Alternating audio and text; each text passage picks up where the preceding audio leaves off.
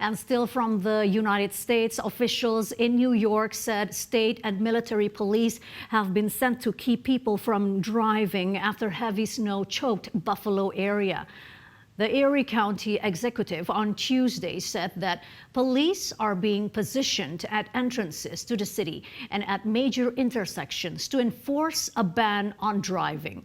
Officials say more than 30 people died in the region and that in addition to about 24 other deaths, the huge storm caused around the country.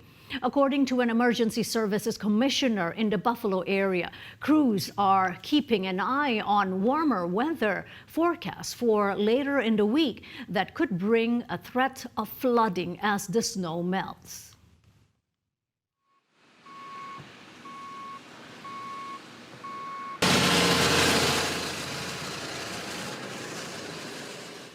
A small tornado carrying dust in the Bolivian city El Alto was captured on a video shared on social media on Tuesday. According to the head of the Bolivian Service of Meteorology, Hugo Mamani, it is the first reported in the area since 2019.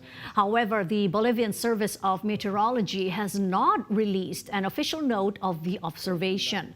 The rope tornado, the smallest of the twisters, took place while a thunderstorm also battered parts of El Alto and the neighboring capital, La Paz.